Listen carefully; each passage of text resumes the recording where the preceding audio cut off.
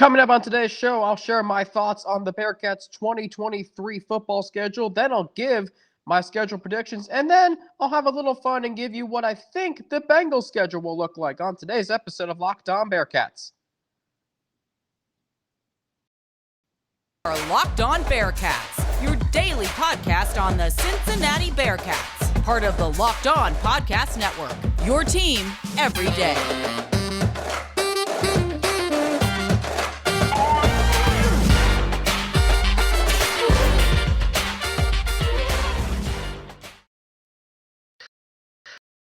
Well, may the 4th be with you and with me today. Thank you so much for making Locked On Bearcats your first listen of every day. It is Thursday, May 4th, a very interesting way today. Who am I, you ask? I'm Alex Frank, your host of Locked On Bearcats each and every day. We are right here on the Locked On Podcast Network, your team every day. If you're wondering why my screen, if you're watching on YouTube, looks a little different, it's because, well, I was having Wi-Fi issues, then computer issues, and I somehow finally was able to record today's show on my iPad. So thanks for listening. Thanks for watching. Thanks for making us your first listen of every day. Zach Freeze was going to join me today, but due to a scheduling conflict, he is not able to. But that is okay. I've got some thoughts on the Bearcats' 2023 football schedule. Then I'll give you my schedule predictions on this May 4th, which is 121 days away from the season opener Saturday, September 2nd at historic Nippert Stadium against the Eastern Kentucky Colonels. And then I'll have some fun and do something that I have enjoyed doing the past few weeks, and we'll get into that. So kind of a fun show, kind of a laid-back show, but the Bearcats' 2023 schedule. Look, I think it's absolutely favorable. I think it's the best-case scenario. I think it is really advantageous to the Bearcats as they embark on their first season in the Big 12. They avoid Texas, they avoid TCU, they avoid Kansas State, and they also avoid Texas Tech. Now, there are going to be some challenges. Starting with Oklahoma at home for your first Big 12 game, that's not going to be easy. And then you have to go to Brigham Young on a short week. That's never easy. You don't know what the weather could be like out there, even in late September. But I think having 7 home games for your first Big 12 season is advantageous.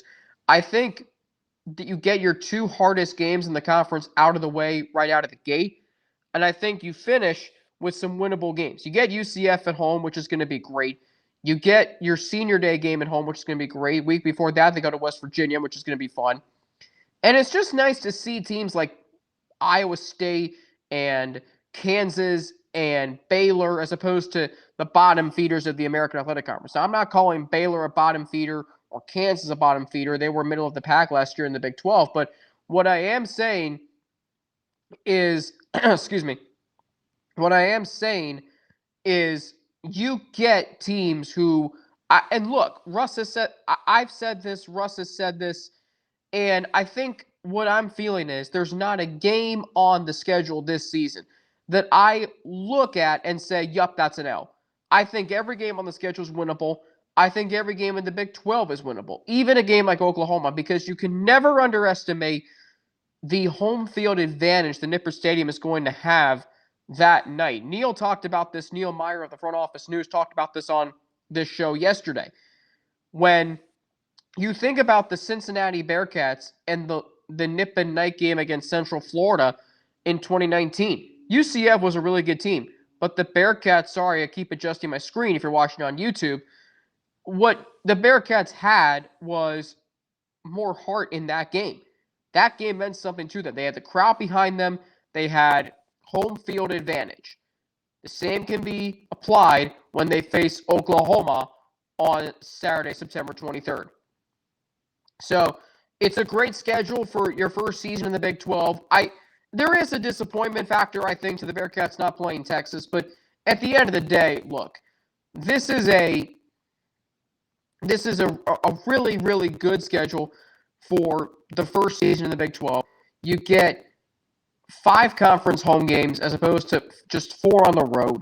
You get your hardest 2 out of the way early. If you can somehow position yourself to be 3-3 or 4-2 going into the bye week, I think you're going to be in a great position to make that push to a bowl game, and who knows beyond that. So I'll tell you my 2023 schedule predictions after I explain to you how this episode of Locked On Bearcats is brought to you by BuiltBar. Now, I'm recording on the iPad here, so give me a minute as I try to pull up the read for our sponsor of the day, which is BuiltBar, and I know it's here somewhere. So, well, this is kind of like doing live TV. Well, now it's making me enter my email and password again. This is fun. Anyway, I'll go back to the schedule again. I just think just seeing teams on the and the casual college football fan knows. It's just a reminder that the Bearcats are finally at the big boys table. They're at the Power 5 level. And I think that's what jumps out to you when you first look at the schedule. I'm really excited to see what it can bring to the University of Cincinnati, like the number of fans who plan to show up at every game. It's going to be a lot of fun, and I think that is what I'm looking forward to the most. Now, still having issues pulling up the ads, so this is going to be a lot of fun. Well, first, I can always go to my phone for this. Got to get the ads in. That's what we do here on Locked On Bearcats. It's part of the Locked On Podcast Network, your team every day. It looks like I'm going to have to do just that. So, again, and I'm someone, during draft season, when everybody's doing mock drafts or everybody's doing whatever, I like to do mock schedules. Schedules are fun, like predicting who the Bearcats are going to play, who the Bengals are going to play. That's fun to do. So that's what I'm doing today. A little bit of I had to kind of pivot once Zach was not able to come on today, which is okay. It's been an eventful day, Wi-Fi issues, and now just got to somehow work around them. But I hope you're having fun listening to this as I'm having fun doing it. But luckily, we have the live reads for the day. And now I'm going to tell you how this episode of Locked On Bearcats is brought to you by BuiltBar. Here we go. After long last, I finally got it. So, are you looking for a delicious snack, but you don't want all of the sugar? Well, now I'm having trouble with the page. And the calories, then you need the best tasting protein bar ever. Built. You got to try this. If you're like me, what makes Built Bar so good? Well, for starters, they're all covered in 100% real dark chocolate. That's right, real chocolate. Now, what makes them so good is that, for starters, I'll explain that to you, excuse me. Now, here's the best part. They come in unbelievable flavors like churro, peanut butter brownie, and cookies and cream. I'm not sure how Bill does it, but these bars taste like a candy bar while maintaining amazing macros. What's even better is that they are healthy. Only 130 calories and 4 grams of sugar with a whopping 17 grams of protein. And now you don't need to wait to get a box. For years, we've been talking about ordering Built Bars at Built.com, but now you can get them at your local Walmart or Sam's Club, while you can still get your specialty flavors still at Built.com. That's right. Head to your nearest Walmart today. Walk to the pharmacy section and grab yourself a box of Built Bars. You can pick up a 4-bar box cookies and cream bar, double chocolate bar, or coconut puff. If you're close to Sam's Club, run in and grab a 13-bar box, star hit flavors, brownie batter, and churro puff. You can thank me later. All right, thanks again for making Locked On Bearcats your first listen of every day. On tomorrow's show, for you everyday listeners, Russ Heltman from All Bearcats and Sports Illustrated, my colleague, will join me to discuss how Ivan Pace in the world went from projected 4th-round pick to undrafted, and if any Bearcats on the roster have a chance to carve out roles on, and if any Bearcats who are drafted, the chances they have to carve out roles on NFL rosters. All right, here we go. I'm going to give my schedule predictions for the Bearcats right now, where I stand on May 4th, 121 days away from the start of the 2023 season. Of course, Cincinnati's first in the Big 12. Week 1 against Eastern Kentucky. I mean, look, the Bearcats should win this game. They should win this game convincingly. I'll say they win 45-10. Week 2 at Pitt is going to be a challenge. Power 5 team on the road, rivalry game. I like Pitt in that game. I'll say the Bearcats fall 31-20. come back home to face Miami, Ohio, at Nippert Stadium. The Bearcats should roll in this game. Miami couldn't even compete with the Bearcats when they were in the American. It's not going to do much better now that the Bearcats are in the Big 12. Bearcats roll 38-17. Oklahoma. This is going to be a really interesting game, how the Bearcats come out against a blue blood of college football over the last few seasons. I'm going to roll with Oklahoma in this one, a close one, 35-24. Bearcats then go to BYU. Elements are going to be difficult. I say BYU pulls one out 27-24. Now the Bearcats come home after their bye to face Iowa State. I like the Bearcats to bounce back in that game 38-21. And they host Baylor. I like them in a close one, 30-27. So at 4-3, they go to Oklahoma State. I say they drop that game on the road. It's going to be a tough game. I'll say, and Boone Pickens Stadium is going to be a very difficult place to play. I say the Bearcats drop that game 31-24. I think they get revenge over UCF. I think they beat them 27-24 at home, so get to 5-4. Then they go to Houston. I'll take them to win that game 30-23.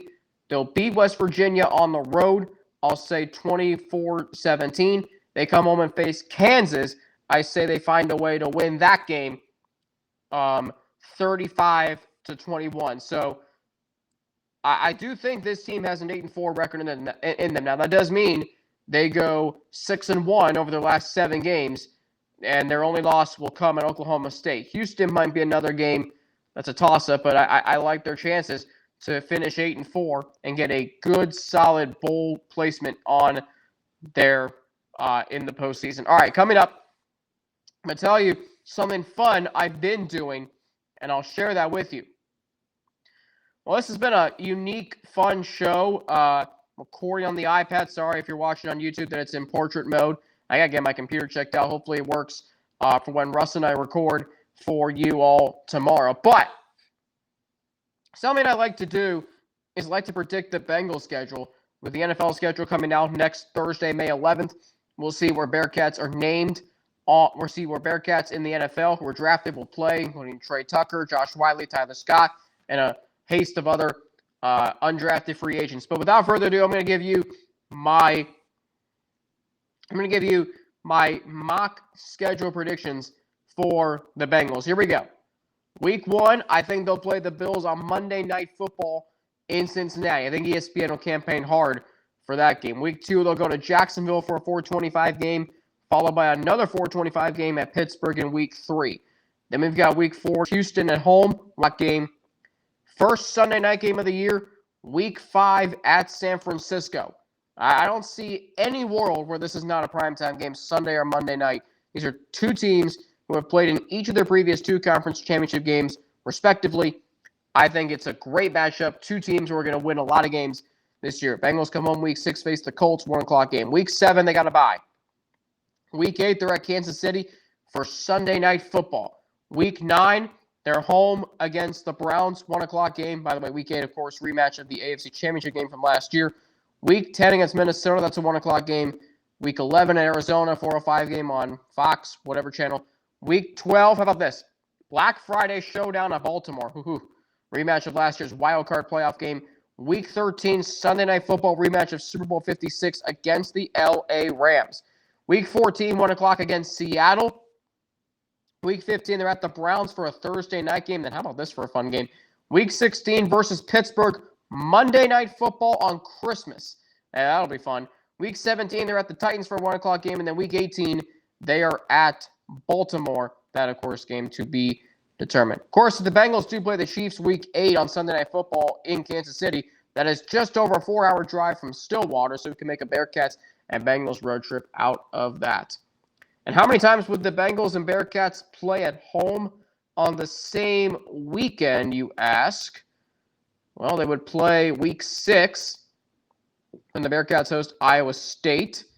They would play UCF in Cleveland. They would play Baltimore on Black Friday. Kansas would be that Saturday, so I don't think very many other times. All right. That's going to do it for me here on today's episode of Locked On Bearcats. We are part of the Locked On Podcast Network, your team every single day. Back tomorrow with Russ Heltman on or of all Bearcats and Sports Illustrated. I am on Twitter at Frankie_Natty with 2 N's and an ATI. I am on Instagram, AlexFrank9_, and I am on email, alex3frank@gmail.com. May the 4th be with you. It was certainly with me today and how I recorded this episode, but glad I could get one up for you guys. Have a great rest of your day, and I am back tomorrow right here on Locked On Bearcats. We are part of the Locked On Podcast Network, your team every day.